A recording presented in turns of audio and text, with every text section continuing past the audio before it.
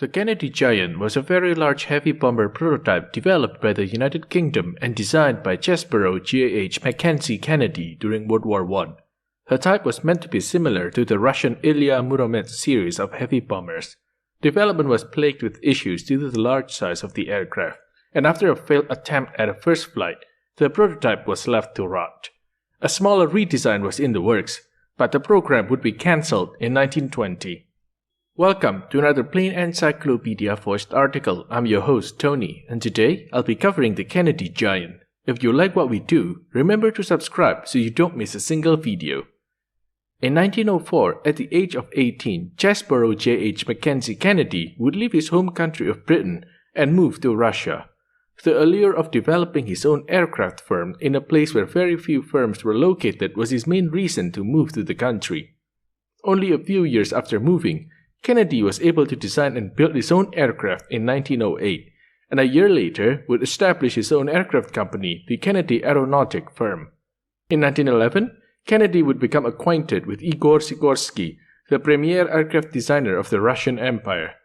Kennedy would assist Sikorsky on several occasions with the design of several aircraft, but none of these would be as important as Kennedy's work on the world's first four-engine aircraft, the Sikorsky-Ruski Vityaz, which first flew in 1913.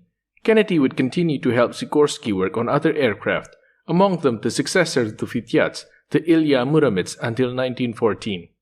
On July 28, 1914, Europe would be plunged into the First World War, with Britain entering the war on August 4th.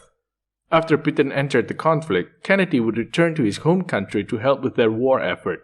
Using the knowledge he gained while in Russia working with Sikorsky, Kennedy was confident Britain could use his expertise in aircraft design. Kennedy wanted to create a large bomber akin to the Muromets. Upon his return to England, he would establish a design office in South Kensington in London. Kennedy would begin talks with the British War Council detailing the creation of a large four-engine bomber aircraft.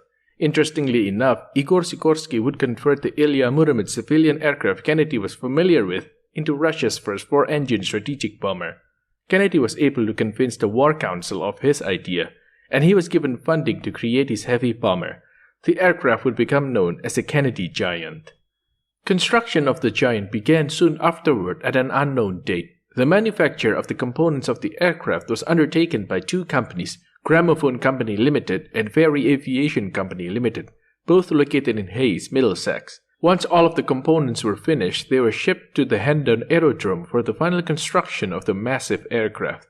The sheer size of this aircraft would end up being the source of many problems during its development, and the first one would happen upon the arrival of the disassembled plane. Due to its large size, no hangar at the aerodrome was able to house the Giant, so the actual construction of the aircraft was largely done completely outdoors on the airfield.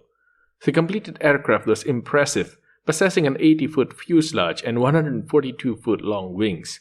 The Giant would heavily resemble the Ruski Vityaz and Ilya Muromets that Kennedy has worked on in Russia. Due to the large size of the aircraft, the airplane was stored with its tail inside the hangar, whilst its wings and nose protruded outside.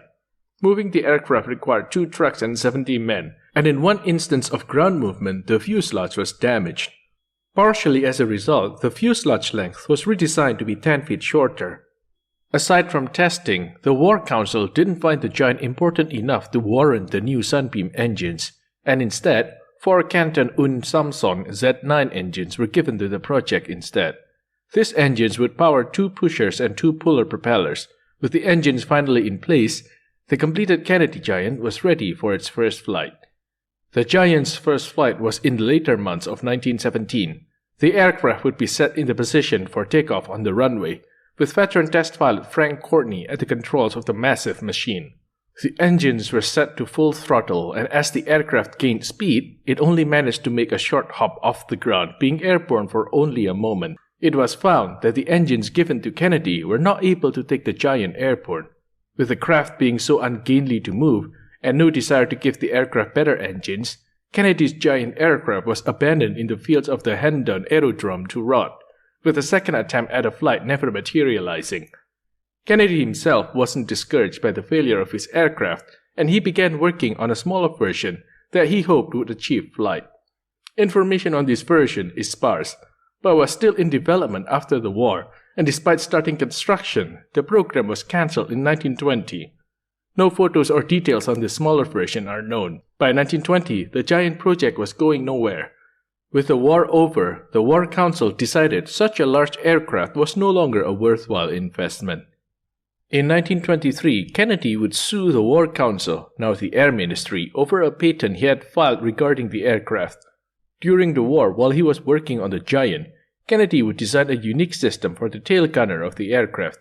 The Air Ministry allegedly gave the design plans regarding the Giant to Handley Page in 1917, with the company applying for a patent on the tail gunner position on March 15, 1918.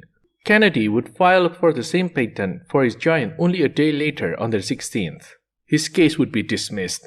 The last time the Kennedy Giant would be mentioned regarding this case was in an aircraft magazine in 1923, which refers to the Giant still parked at the airfield at Hendon, most likely in poor condition from neglect.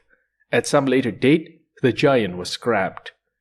The Kennedy Giant was a large 4-engine heavy bomber built using experience gained from the development of the Russian Ruski and Ilya Muromets. The fuselage of the Giant was of wood construction and was entirely rectangular. Celluloid-covered windows were mounted on the sides of the fuselage. The cockpit had several large rectangular windows with good visibility for the pilot. Controls consisted of 2 large wheels connected to yokes that directed its control surfaces. Located in the upward slope of the nose, there was a window that assisted with bomb aiming. The wings were covered in fabric with a wingspan of 142 feet. Only the upper wings possessed ailerons. The rudder was rather small for the size of the aircraft and most likely would have negatively affected performance had the aircraft achieved sustained flight. Despite never being armed, plans for the armament of the Giant exist. The aircraft would be armed defensively with 4 machine guns of unknown type. One of these would be located in the nose, one would be located behind the wings on top of the fuselage, and the last 2 would be in the tail. The tail gunner would have a unique seat option for the gunner, where it could act as either a seat or a knee pad depending on how the gun was being fired. An unknown number and type of bomb would have been used. The bombs would have been held nose down by 2 arms. A selector gear would control which bombs were dropped while indicating how many were left. The Kennedy Giant was an earnest attempt to create a heavy bomber using experience gained by Kennedy in Russia, but due to inadequate engines would never be truly realized to its fullest potential. What is interesting to note is the specifications listed for the Giant would actually make it larger than the Zeppelin Staaken R-6, which is considered the largest production airplane of World War I. Had it even flown, the Giant would likely have experienced maneuverability issues as its vertical stabilizer height was rather inadequate for the size of the aircraft. After the failure of the Giant, Kennedy would file for bankruptcy as the program had personally cost him quite a lot of money. He would eventually move to America in the 1930s. This concludes our look at the Kennedy Giant. If you like what we do and want to see more, remember to subscribe so you don't miss a single video. Also, don't forget to take a look at our extensive collection of articles on our website, plain-encyclopedia.com. Thank you.